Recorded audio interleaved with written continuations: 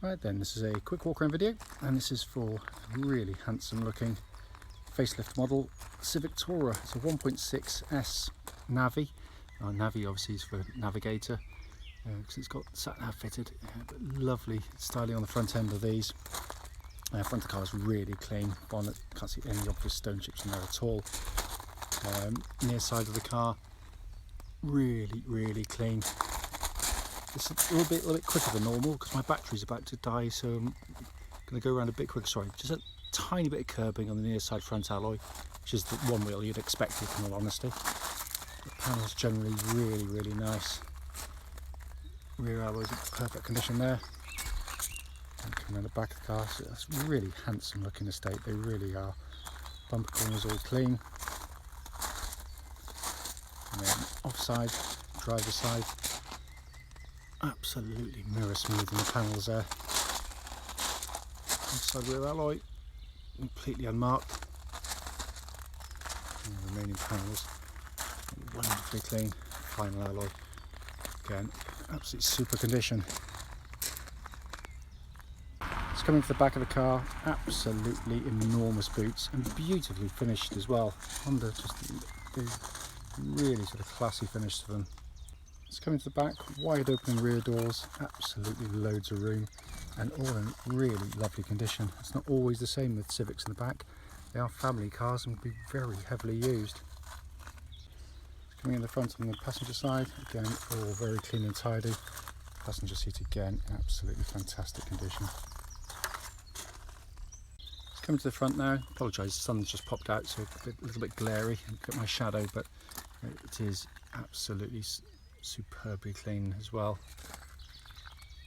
So inside the car now, engine's running through this section, so the dash as always can be seen illuminated. You can see there, big screen sat nav, all working exactly as it should. I have a pan up here for you, hopefully you can see that snagging the wire. 60,398 miles, and the only light on the dashboard currently is a low fuel light, but that is the view you get. I think that is the best dash design anywhere. Is absolutely brilliant. Finally, just to show you, owner's manual pack and lock and wheel nut key are both here and present with the car. Right then, this is a quick road test video, and this is for a Honda Civic 1.6S diesel Tourer. As you can see here, this is the navigator model, so it's got this lovely big screen navigation system in it. This particular car is registered KX65UXZ, and mileage is currently 60,389 miles. The reason for doing these videos is basically so that if anyone is looking online at any of our cars, they actually get to see the cars we're advertising in operation. And the reason we feel it's important is very simple. It's because we know to our cost, unfortunately, how frustrating it can be to go and see a car which can look perfectly good in the photographs and the description, but only to get there and find out when you drive it, it's got a fundamental issue that shows up whilst driving the car, so hence that's why we do it. We also do it on these lovely quiet country roads. This actually forms part of the road test route we take customers on, and the reason we choose to do the video on it is obvious. It's so that hopefully it'll be representative of what you'd feel yourself should you be offered a test drive on the car. So coming to the car in question, these are fabulous vehicles. I have to stick my hand up and say I'm massively biased straight away, but there we go. I'll try and avoid that if I can. The engine starts absolutely instantly, settles to completely smooth, even idle. There are no warning lights on the dashboard at all relating to the engine or any other part of the car. The only light currently illuminated is a low fuel light, but obviously a little bit of fuel in the car, and that soon goes out. But the engines are absolutely sensational diesel engines. They are smooth and quiet. You obviously know it's a diesel in its lowest gears, but when you're up and moving, it's hard to. It's just so quiet and refined that it could easily be a petrol engine. But the engine is just a glorious engine to use day in, day out, because it's got a lovely power delivery. It really smooth, picks up really strongly, and I mentioned in the videos I refer to fuel economy as real world economy. And what I mean by that is not what the manufacturers claim, but also not what the road test magazines sometimes claim either, which can be horribly woeful by comparison, but they tend to drive the cars very hard by comparison to how most owners would drive their cars. But I've owned a number of these, and even my shorter trips, I'm 60 to the gallon's relatively easy. Longer trips, I'm up and over 70. So, but that's driving style can dictate what you get quite clearly. Engine then feeds through into the clutch and gearbox. Clutch on the car, absolutely perfect. Bite point exactly where it's meant to be, and it's lovely and smooth in actuation. The gearbox is typical Honda. It's a brilliant gearbox, it really is. It's even though it's cable operated from the lever to the box itself, it doesn't feel like it, because it feels very mechanical in the way it changes gear. It's got a wonderful precision to it, and lovely weighting as well. It feels kind of hefty, but in an easy way, if you kind of understand what I mean. And that feels exactly as it would have done when it was new. Steering of the car, really nicely weighted, very positive and accurate. It's a very dynamic car for the enthusiastic driver, but very reassuring for anyone else. It tracks absolutely dead straight.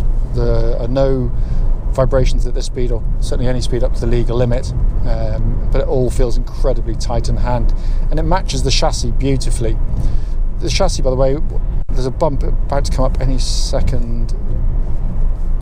No, it's a horrible bump, that one, but if there's any kind of clatterings or looseness in the suspension underneath, it tends to show up there, and there's nothing at all. But the chassis is brilliant. For the corners like that, it corners flat, it eats up corners. It's a wonderfully enthusiastic chassis, but it also allows for a very compliant and very, very comfortable ride as well. It's a really, really nicely done chassis on this car.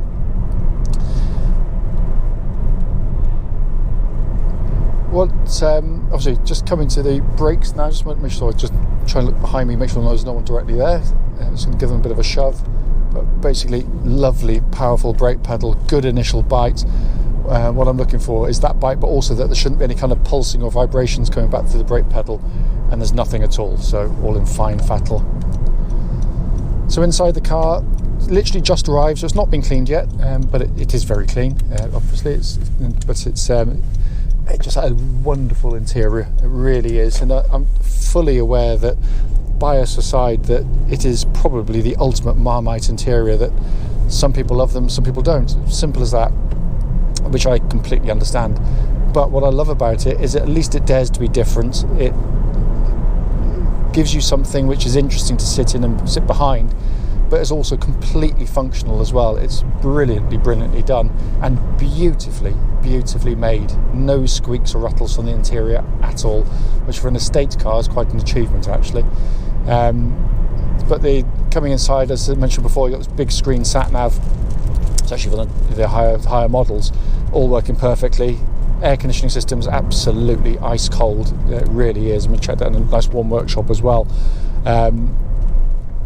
Then my favourite part, this two-tier dash design, which I think is just sheer genius in the way it works. You've got a high-up display there, information panel. So when you do things like change your fan speed or radio, it sends a message up there, so you're not having to look down into the bowels of the car. But the best one, of course, is the speedo directly in front. Simple, easy, legible, just in your face. It's there. You can take that information in instantly. It's absolutely brilliant, and you're not taking your eyes off the road at all. It's a wonderful piece of design. Down below that, you've got a more conventional pod of 3 dials, big rev counter, flanked by the fuel gauge and temperature gauge. Temperature gauge, by the way, now up to operating temperature, up to 1/3, which is exactly where it's meant to be on a Honda car, by the way. Steering wheel is great. It just feels great in hand. It's sort of thick rimmed, perfect diameter size as well. It's really nicely done, but it all works absolutely beautifully. These are fabulous cars. You know, it's a little bit different to the norm, which I really like, but as I said, utterly functional, and being Honda, sort of beautifully built and reliable as well. As I said at the start, the point of the video, being to pick up on any issues. There is nothing. It really does drive absolutely wonderfully. If you've got any questions though, don't hesitate, do give us a call.